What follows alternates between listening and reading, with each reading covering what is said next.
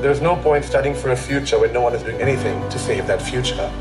Colder winters in some regions are traced to rising global temperatures and altered atmospheric circulation. What if we faced an epidemic of climate illiteracy? We do.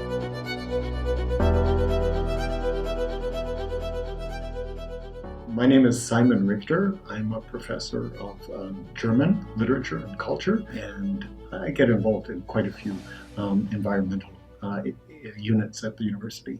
The 1.5-minute climate lectures at the University of Pennsylvania are an attempt by the college dean and quite a few faculty members to raise the level of awareness about the climate emergency in the greater Penn community. The conceit is this. The IPCC says that we have 12 years in which to limit the catastrophic effects of climate change.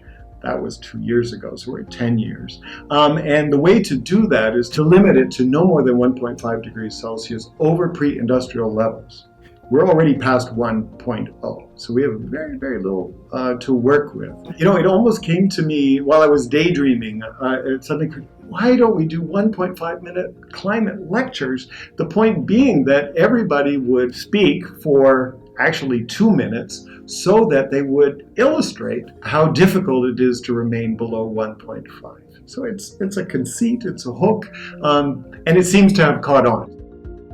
One of the things we wanted to show with the 1.5-minute climate lectures is that it's not just scientists we need to be listening to, but people from lots of different disciplines. So if you take a look at this, you'll see that there are people from the humanities, from my department, from the Department of Germanic Languages and Literatures, from the English department, people from anthropology are there.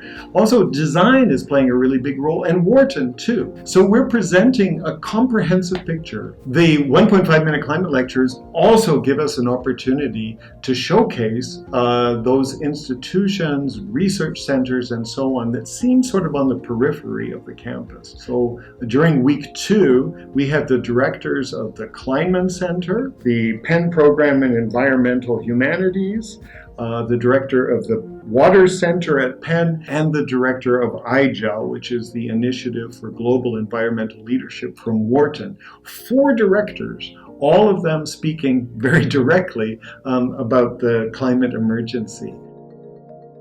So students are participating in the climate lectures in a variety of ways. For a number of lectures, for instance, the Bethany Wiggins lecture, 2 or 3 graduate and undergraduate and graduate students were involved. My lecture will also involve 2 undergraduate students, and I think that another, Brenda Caspers, will too. But it was really, really important to the dean to make sure that there was one lecture where students spoke directly. And so he and I invited Jacob and Weish to work together to prepare a climate lecture. And we're looking forward to hearing that.